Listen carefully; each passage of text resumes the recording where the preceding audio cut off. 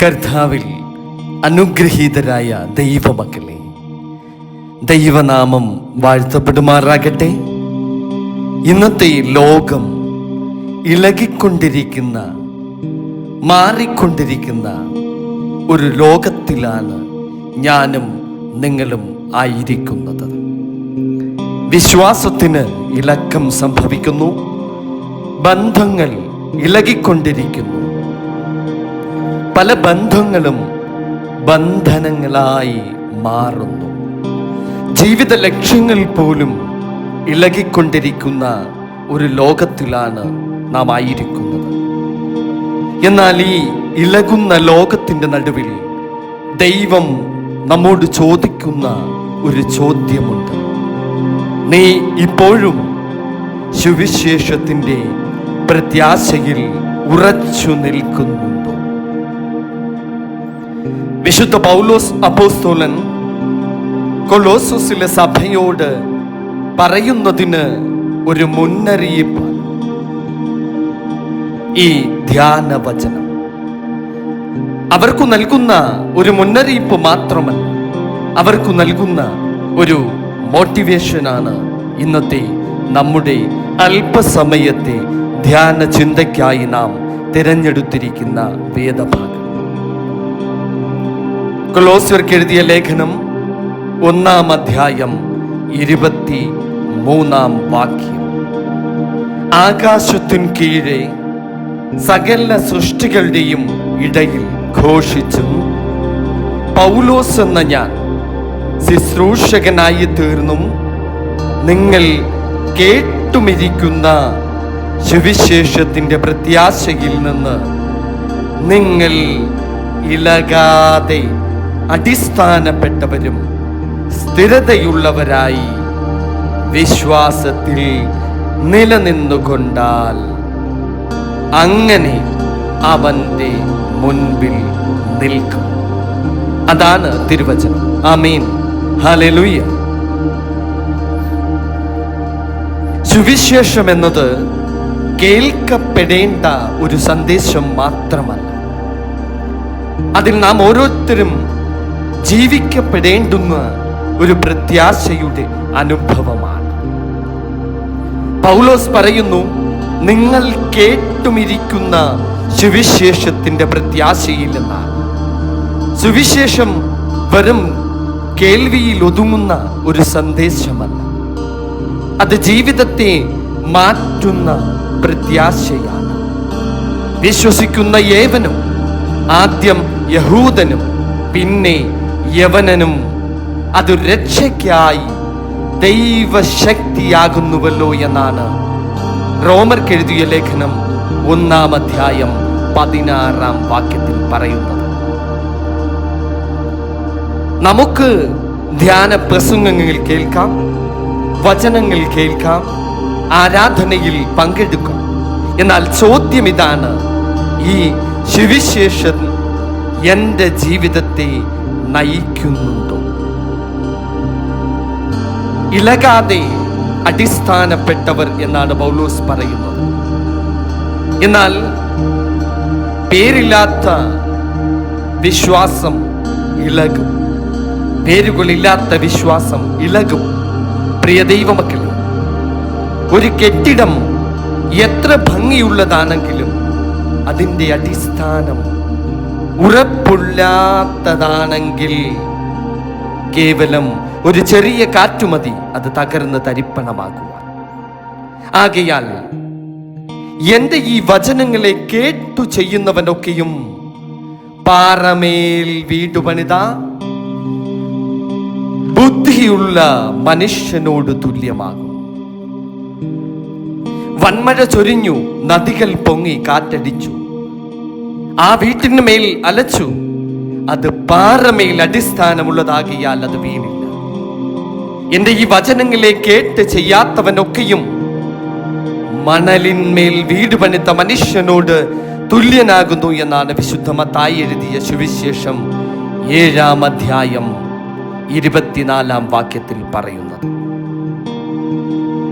വികാരത്തിൽ തുടങ്ങുന്ന വിശ്വാസം, പ്രശ്നം വന്നാൽ തളരുന്ന വിശ്വാസം, മനുഷ്യനെ ആശ്രയിക്കുന്ന വിശ്വാസം, ഇവയൊക്കെയും ഇളകുന്ന വിശ്വാസമാണ്. ക്രിസ്തുവിൽ ആഴത്തിലുള്ള വേരുണ്ടെങ്കിൽ മാത്രമേ ജീവിതത്തിലെ കൊടുങ്കാറ്റുകളെ നമുക്ക് അതിജീവിക്കുവാനാകൂ. സ്ഥിരതയുള്ളവരായി വിശ്വാസത്തിൽ നിലനിൽക്കണമെന്നാണ് ഇവിടെ പറയുന്നത്. സ്ഥിരതയുള്ളവർ എന്ന് പറഞ്ഞാൽ തുടർച്ചയുള്ള വിശ്വാസമാണ്. ദൈവം അന്വേഷിക്കുന്നത്, പൗലോസ് പറയുന്നു, വിശ്വാസത്തിൽ സ്ഥിരത വേണം. നന്മ ചെയ്യുന്നതിൽ നാം മടുത്തു പോകരുത്. തളർന്നു പോകാതിരുന്നാൽ തക്ക സമയത്ത് നാം കൊയ്യുമെന്നാണ് ഗലാത്യർ 6-ാം അധ്യായം 9-ാം വാക്യത്തിൽ പറയുന്നത്. പ്രാർത്ഥനയിൽ ക്ഷീണം വരും, ഉത്തരം വൈകും, മനുഷ്യർ നമ്മെ നിരാശപ്പെടുത്തിയെന്നും വരാം. എന്നാൽ വിശ്വാസത്തിൽ സ്ഥിരതയുള്ളവർക്ക് മാത്രമേ ദൈവത്തിൻ്റെ സമയത്ത് അവൻ്റെ മുൻപിൽ നിൽക്കുവാൻ യോഗ്യരാകുകയുള്ളൂ. ദൈവമക്കളെ, ഇന്നത്തെ ധ്യാന തിരുവചനം തുടങ്ങുന്നത് തന്നെ ആകാശത്തിൻ കീഴിൽ സകല സൃഷ്ടികളുടെയും ഇടയിൽ ഘോഷിക്കപ്പെട്ട സുവിശേഷമെന്നാണ്.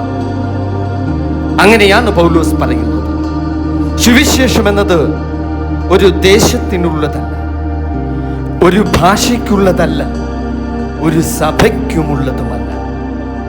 നിങ്ങൾ ഭൂലോകത്തിലൊക്കെയും പോയി സകല സൃഷ്ടികളോടും സുവിശേഷം പ്രസംഗിക്കുവീൻ എന്നാണ് വിശുദ്ധ ലൂക്കോസ് എഴുതിയ സുവിശേഷം 16-ാം അധ്യായം 15-ാം വാക്യത്തിൽ പറയുന്നത്. നീ ഒറ്റയ്ക്കല്ല, നിന്റെ പോരാട്ടം ഒറ്റയ്ക്കല്ല. ഈ സുവിശേഷം ലോകമെങ്ങും മാറ്റങ്ങൾ സൃഷ്ടിക്കുന്നു. അതേ സുവിശേഷം നിന്നെയും എന്നെയും നിലനിർത്തും.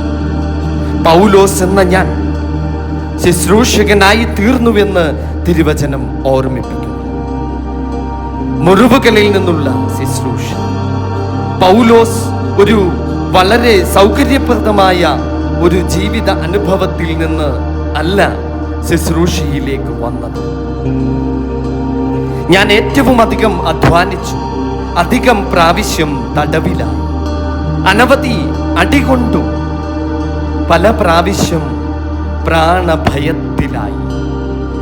യഹൂദരാൻ ഞാൻ ഒരു കുറയ 40 അടി 5 വട്ടം കൊണ്ടു, 3 വട്ടം കപ്പൽ ഛേദത്തിൽ അകപ്പെട്ടു, ഒരു രാപ്പകൽ വെള്ളത്തിൽ കഴിച്ചു. ഞാൻ പലപ്പോഴും യാത്ര ചെയ്തു. നദികളിലെ ആപത്ത്, കള്ളന്മാരാലുള്ള ആപത്ത്, സ്വജനത്താലുള്ള ആപത്ത്, ജാതികളാലുള്ള ആപത്ത്, പട്ടണത്തിലെ ആപത്ത്, കാട്ടിലെ ആപത്ത്, കടലിലെ ആപത്ത്, കള്ള സഹോദരന്മാരാലുള്ള ആപത്ത്, അധ്വാനം, പ്രയാസം, പലവട്ടം ഉറക്കളപ്പ്, വൈദാഹം, പലവട്ടം പട്ടിണി, ശീതം, നഗ്നത എന്നീ അസാധാരണ സംഗതികൾ ഭവിച്ചത് കൂടാതെ എനിക്ക് ദിവസേന സർവസഭകളെയും കുറിച്ചുള്ള ചിന്താഭാരം എന്ന തിരക്കുമുണ്ട് എന്നാണ് 2 കൊരിന്ത്യർ 11-ാം അധ്യായം 24 മുതൽ 28 വരെയുള്ള തിരുവചനങ്ങളിൽ പറയുന്നത്. നോക്കൂ ദൈവമക്കളെ, എങ്കിലും പൗലോസ് അവിടെ ഇളകുന്നില്ല. കാരണം അവന്റെ അടിസ്ഥാനം ക്രിസ്തുവായിരുന്നു. നിന്റെ വേദന, നിന്റെ പരാജയം, നിന്റെ കണ്ണുനീർ, ഇവയെല്ലാം ദൈവത്തിന് ശുശ്രൂഷയാക്കി മാറ്റുവാൻ കഴിയും. പ്രിയമുള്ളവരെ, അവന്റെ മുൻപിൽ നിൽക്കാൻ അവസാന ലക്ഷ്യം വിശ്വാസത്തിന്റെ ലക്ഷ്യം. എന്നാൽ വിശ്വാസത്തിന്റെ ലക്ഷ്യം സമൃദ്ധിയല്ല, ആരോഗ്യവുമല്ല, വിജയവുമല്ല.